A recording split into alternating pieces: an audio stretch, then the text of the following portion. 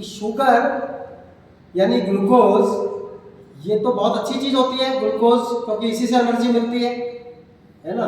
कोई भी खाना जो हम खाएंगे वो फाइनली शरीर के अंदर पूरी क्रिया करने के बाद लास्ट के अंदर ग्लूकोज के अंदर कन्वर्ट होएगा, और वो ग्लूकोज जब सेल के अंदर जाएगा तो एनर्जी क्रिएट होएगी और उसी से सारा काम करने की पावर मिलेगी। अब ये चीज़ सेल है, अपने माने की ये चीज़ सेल है, और ब्लड जो है वो लगातार फ्लो कर रहा है। अब शुगर जो है ग्लूकोज वो अगर सेल के अंदर जाए तब तो फायदे की बात है, लेकिन वो सेल के अंदर नहीं जाके अगर ब्लड के अंदर ही रह जाए तो उसके कारण से ब्लड जो होता है वो थिक हो जाता है, गाढ़ा हो जाता है।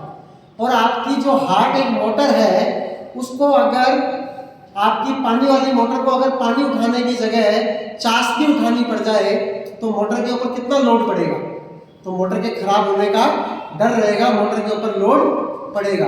तो वो ब्लड के अंदर जब शुगर रहती है तो वो नुकसानदायक होती है। वही शुगर अगर सेल के अंदर चली जाए तो फायदेमंद होती है। लेकिन सेल के अंदर शुगर जाने के लिए सेल के ऊपर एक, जैसे मानो कि ये कमरा एक सेल है और यहाँ पर ये दरवाजा बना हुआ है, इस पर ताला लगा हुआ है। इस ताले की जो चाबी होती है, जब तक ताला खोलेंगे नहीं तो शुगर अंदर आएगी नहीं। शुगर को अंदर लाने के लिए ताले को खोलना है, और ताले को खोलने का काम जो करती है वो इंसुलिन करती है, जो एक हार्मोन होता है जो पेनक्रियास से हमारे को मिलता है, निकलता है। अब वो इंसुलिन अगर बने ही ना, ऐसा बहुत कम होता है, उस चीज को तो बोलते हैं टाइप 1 डायबिटीज, कि जब इंसुलिन बन ही नहीं रहा, चाबी नहीं है, चाबी है ही नहीं तो दरवाजा खुल ही नहीं सकता, दरवाजा खुल ही नहीं सकता तो एनर्जी बनेगी कैसे, शुगर अंदर जा ही नहीं सकती सेल के अंदर। तब तो उनको तो हर हालत के अंदर बाहर से इंसुलिन देना ही देना पड़ता है। इसको जुवेनाइल डायबिटीज यानी बच्चों के अंदर ही होती है, ये टाइप 1 डायबिटीज बोलते हैं। लेकिन ज्यादातर लोगों में टाइप 2 डायबिटीज होती है, जिसमें इंसुलिन बनता तो है लेकिन वो इंसुलिन इतना इफेक्टिव नहीं होता या धीरे बनता है। अब शुगर तो बिल्कुल खड़ी हुई है अंदर जाने के लिए, लेकिन वो ताला खोलने के लिए इंसुलिन की जो चाबी हो उस पर जंग लग गया तो उसको देर लग रही है। जब उसको देर लग रही है, ताला खुल नहीं रहा, तो तब तक तो ब्लड के अंदर ही पड़ी हुई है, फिर धीरे ताला खुलता है, थोड़ी सी जाती है, तो कितनी ब्लड के अंदर रह जाती है उसको नापने का तरीका भी बड़ा आसान होता है। कहते हैं एक तो रात भर आपने कुछ खाया नहीं, सुबह उठ के पहली बार आपने उसको ग्लूकोमीटर से नापा, उसको तो बोलते हैं फास्टिंग शुगर।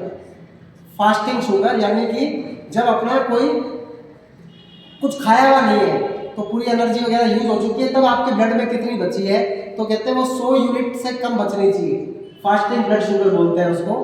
उससे ज़्यादा इंपॉर्टेंट चीज़ होती है खाना खाने के 2 घंटे बाद, जिसको रैंडम शुगर या पीपी बोलते हैं। उसका मतलब यह है कि अपन जो खा रहे हैं उस खाने के बाद में वो शुगर कन्वर्ट हो गई है, 2 घंटे के अंदर प्रोसेस पूरा हो चुका है। अब वो कितनी शुगर ब्लड के अंदर बची हुई है और कितनी शुगर अपनी आराम से अंदर जाके यूटिलाइज हो चुकी है। अब वो शुगर अगर ज़्यादा बचती है 150 की यूनिट से, तो बोलते हैं कि अब डायबिटीज़ की बीमारी होनी स्टार्ट हो गई। कई लोगों के 200 होती है, कईयों के 300 होती है, कईयों के 400 500। तो शुगर का ज़्यादा ब्लड के अंदर होना बड़ा खतरनाक होता है। तो फिर उनको इंसुलिन लेना, शुगर की गोली लेना, हमारी मधुनाशिनी लेना, बहुत सारी चीज़ें लेनी पड़ती है। तो अब होता क्या है कि आपको शुगर की बीमारी समझ में आ गई कि शुगर की बीमारी क्या है। तो यहाँ पर एक चीज़ है कि जो अलग अलग खाने हैं, फल है, फ्रूट्स है, सब्जियां हैं, आटा है, मैदा है, आलू है ना, एक चुकंदर है या एक केला है या कोई चीकू है ना, आम है, तो अलग अलग फल, अलग अलग सब्जियां, अलग अलग चीज़ें जो भी खाना अपन खाते हैं, फाइनली वो ग्लूकोज के अंदर बदलेगा। तो उसको ग्लूकोज में बदलने की रेट अलग अलग होती है। कोई जना एमवे का डिस्ट्रीब्यूटर फर्स्ट फीडिंग के बाद बन जाता है, कोई जने को 5 फीडिंग चाहिए होती है, कई जने को 10 फीडिंग चाहिए होती है, कई जने बोलते हैं मुझे तो 20 बार समझाया, मुझे भी समझ में नहीं लग रहा है ना। सबकी रेट अलग अलग होती है। क्लास के अंदर जब प्रोफेसर आके समझाते थे तो हमारे प्रदीप भाई 2 मिनट के अंदर समझ जाते थे, मुझे थोड़ी सी देर लगती थी, मेरे से ज़्यादा और बहुत सारे लोगों को देर लगती थी, क्योंकि सबके लोगों का इंटेलिजेंस लेवल क्या होता है, अलग अलग होता है। उसी तरीके से शुगर बनने की रेट सब चीज़ों की अलग अलग होती है।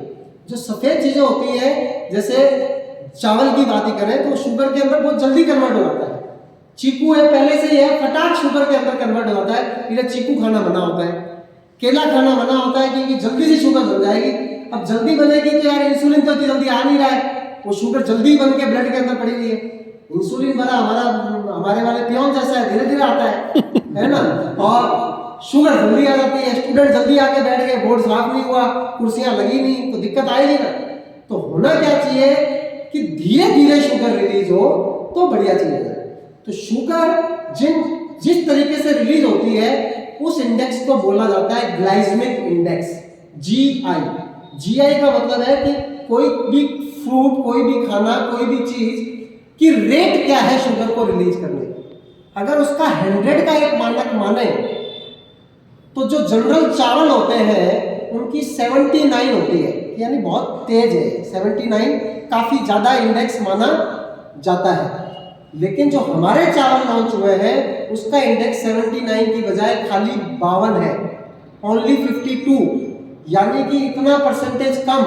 इसका मतलब शुगर धीरे रिलीज होएगी, धीरे रिलीज होएगी तो डायबिटीज का पेशेंट आराम से खावे, कोई टेंशन नहीं है। वेट मैनेजमेंट के अंदर भी बहुत बढ़िया काम करेगा। और ग्लाइसेमिक इंडेक्स कम वाले दूसरे चावल आते हैं, ब्राउन राइस कहते हैं, उनका टेस्ट काफी अलग होता है, तो लोग बाग इतना उसको पसंद नहीं करते और महंगे भी बहुत होते हैं। तो एमवे ने टाई अप किया है, this is not the Amway product, Amway ने टाई अप किया है, बीफैक एक कंपनी है जिसका ऑलरेडी फ्लिपकार्ट के ऊपर, अमेजन के ऊपर, जियो मार्ट के ऊपर, बहुत सारे ऑनलाइन प्लेटफॉर्म के ऊपर ऑलरेडी ये प्रोडक्ट बिक रहा है। तो एमवे खुद के प्रोडक्ट्स तो बनाती है, खुद के प्रोडक्ट सेल करती है, लेकिन साथ साथ के अंदर जो प्रोडक्ट्स एमवे नहीं बनाती, एमवे उन प्रोडक्ट्स को अपने नेटवर्क के थ्रू बेचती है। उनको हम बोलते हैं कैटलॉग प्रोडक्ट्स, एसेंशियल्स बोलते हैं, एमवे एसेंशियल्स। जैसे हमारी बेडशीट्स भी आती हैं, हमारी क्विल्ट आती है, दोहर जिसको बोलते हैं वो आती है। किसी जमाने में हमने शर्ट, टी शर्ट्स, है ना, अंडरगारमेंट्स, ये सब चीज़ें भी आने वाले टाइम के अंदर, इंडिया की बात छोड़ो, अगर आप यूरोप के अंदर देखो, आप अमेरिका के अंदर देखो, तो आपको जो है वो बस भी, मर्सिडीज कार भी, आपको कोको कोला भी, आपको इवन दूध और चाय भी एमवे के नेटवर्क के थ्रू मिलती है। टेप, पेंट, जिस चीज़ की बात करो, कील, प्लायर, जो चीज़ चाहिए वो सब चीज़ एमवे के नेटवर्क के थ्रू मिलती होती है। इस वाले वीडियो को बंद कर देते हैं क्योंकि वो तो समझ में आ गया कि हमारा जो चावल, हमारा